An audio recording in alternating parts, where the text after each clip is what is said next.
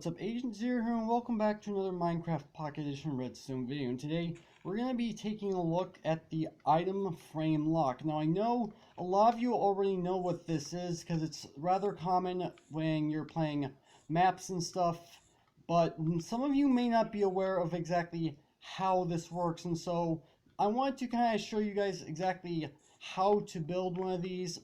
And just so you guys know, my Behind Locked Doors series, as soon as I finish up level 5, level 6 is actually going to end up using these things. So, this one is just simply a basic example. It doesn't have to be the same if you decide you want to build it. So if we go ahead and take these arrows, we want to rotate this one to right here.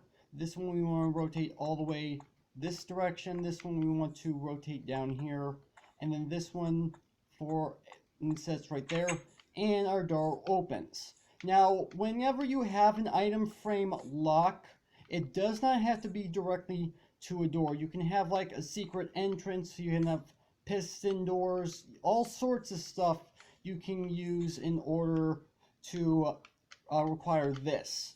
And so now let me go ahead and explain to you exactly what's going on. So basically, here's a simple example of how it works. Now, so basically, if we have this arrow pointing to 1, obviously you can tell that there's only 1 lamp lit. If you go ahead and rotate to 2, then we've got 2 lamps lit, and so on and so forth until we reach the number 8, and then we rotate again, it goes all the way back down to 1.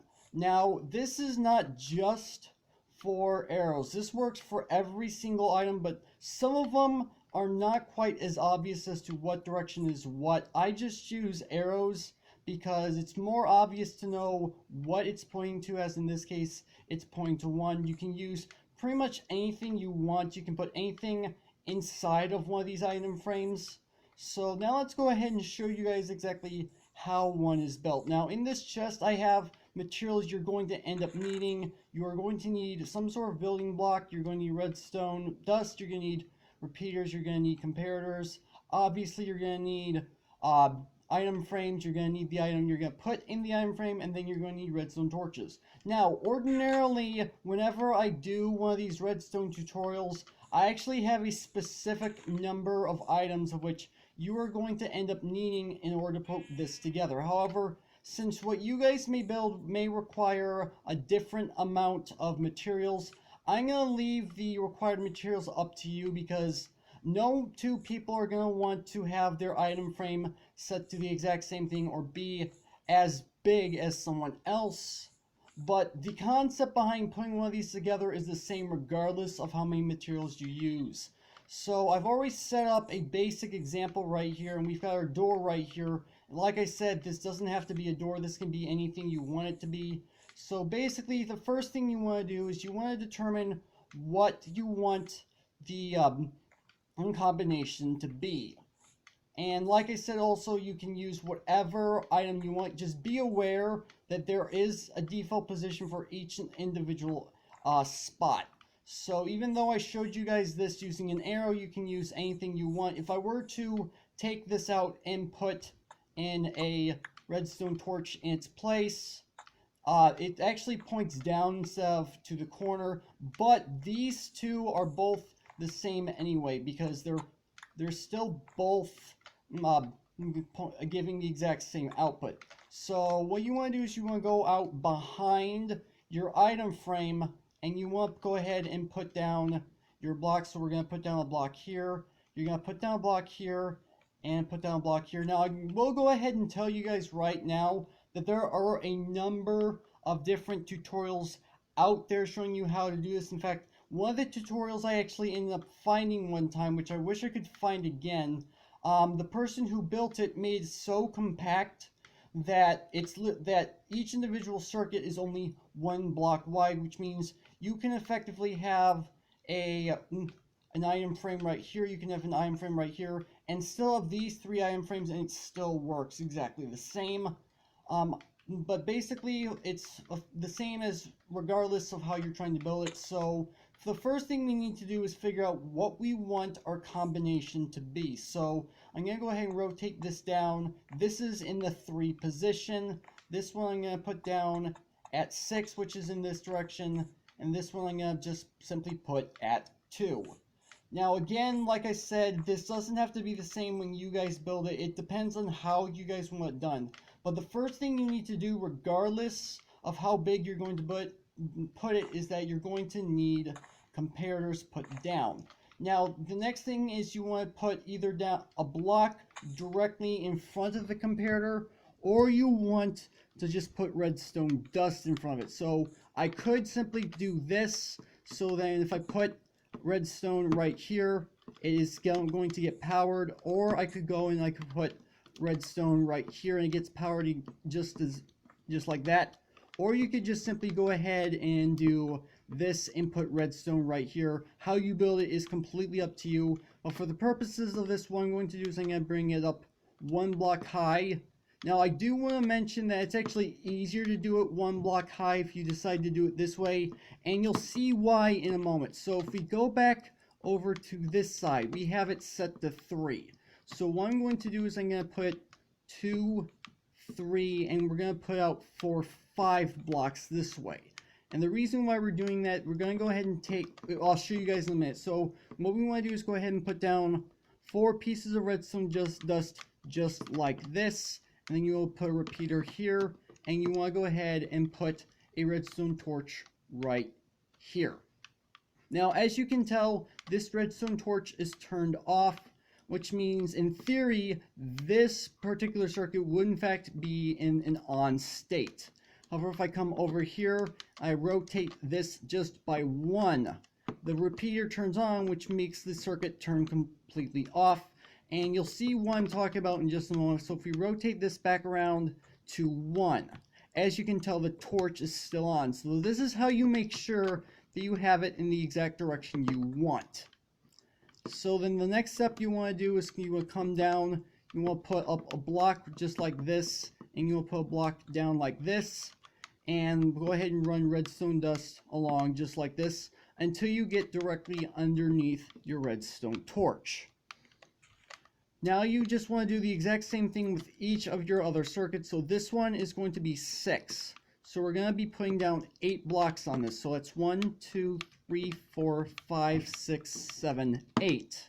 And then we're going to go ahead and take our redstone dust. We're going to go ahead and put these down on 7 of these blocks. We're going to go ahead and take our redstone repeater. I mean, not redstone repeater, redstone torch. I said the wrong thing. We'll put that right there.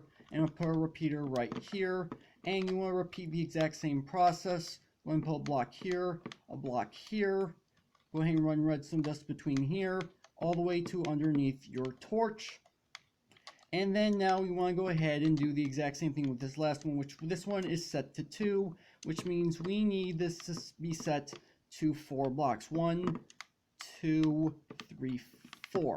If we go ahead and put our redstone dust down, 1, 2, 3, and we go ahead and put a repeater down just like this, and we put a redstone torch right here, and then do the exact same thing again. So it's pretty much the exact same process regardless of how you put it together. Now the next step that you want to take is to actually connect all these together, and depending on how big your combination lock is depends on whether or not you are actually going to end up needing to use repeaters to connect these. However, because this particular circuit is relatively small, we do not actually need repeaters for this to work. But like I said, if you want it to be larger, you are going to end up needing repeaters. Just keep that in mind. And so now what we're going to do, we're going to go ahead and place a repeater somewhere along this line of redstone. And just like this. And now we're going to go ahead and place a block down like this. And no, just 1 block. And we're going to invert the signal. So if I go ahead and do this, and I'm just going to go ahead and run redstone all the way to this block right here. And as you can tell, our door is now open. So if we go ahead and turn any of these, by even just 1, it all turns off. And that's because this circuit is now turned on, which forces our torch to be turned off. And you have to make sure you have this exactly right, like you'd expect in order for it to work. So if we go ahead and set this back to 1, you're going to see that this redstone torch is now on.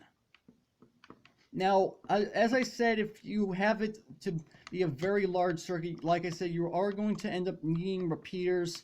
But because of how small this basic example is, we do not actually need it to use repeaters. But the one thing I will say is that you technically don't actually need repeaters to power this either. I just find it easier to use repeaters to go directly into blocks, because then you at least know that's going to go through, because in some cases it doesn't always. I don't understand why, but that's basically how you put one of those together. So if we go ahead and change these back up just like this, obviously these are all set to a power of 1, which means all of our redstone torches are on. Let's go ahead and flip this one this way, and our repeater turns on. So as you can tell, it has to be in a specific direction in order to work. And this one we have set to 6, and this one we have set to 3. For a moment there I couldn't remember, and there we go. Now, like I said, you can do the exact same thing with pretty much whatever item you want. So this one we're going to go ahead and set to 3, which in the case of this redstone torch is going to be in this direction. Now, as you can tell, that this torch is technically being pointed in the exact same direction as this, but that doesn't really matter, because it's still giving off the exact same output. Now, if you decide you want to put something together and you want to make it extremely confusing, just simply put down a block inside it, and then they're not exactly going to know what direction it needs to be turned, because it's a little harder to tell. But as you can see, it's still going to be set to 3. So that's exactly how everything works for the item frame lock. Now, if you guys want to take a closer look at this, get a better idea of what is actually going on here, then there will be a link down in the description where you can download this world and take a look for yourself. But that's going to have to be it for this redstone video. Hopefully you guys have enjoyed. If you have, make sure to hit that like button. Also, make sure to hit that subscribe button if you're new to the channel. Thank you guys for watching, and with that, I will see you guys later.